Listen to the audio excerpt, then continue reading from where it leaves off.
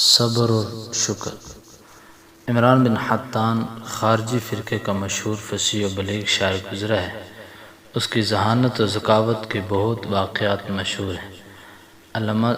علامہ زمخشری رحمۃ اللہ علیہ نے نقل کیا ہے کہ وہ بے انتہا سیاہ اور بدصورت تھا، اور جتنا وہ بدصورت تھا اس کی بیوی اتنی ہی خوبصورت تھی۔ ایک دن وہ بہت دیر تک اس کے چہرے کو دیکھتی رہی اور پھر اچانک اس نے کہا الحمدللہ۔ عمران نے پوچھا کیا بات ہے، تم نے کس بات پر الحمدللہ کہا ہے؟ بیوی نے کہا میں نے اس بات پر خدا کا شکر ادا کیا ہے کہ ہم دونوں جنتی ہیں۔ عمران نے پوچھا وہ کیسے؟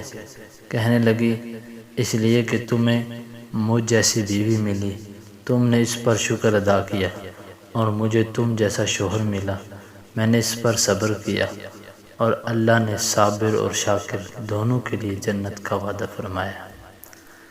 اگر آپ کو ہماری یہ ویڈیو اچھی لگی ہے تو اس کو اپنے ساتھیوں کے ساتھ، دوستوں کے ساتھ ضرور شیئر کریں، اور ہمارے چینل کو ضرور سبسکرائب کریں۔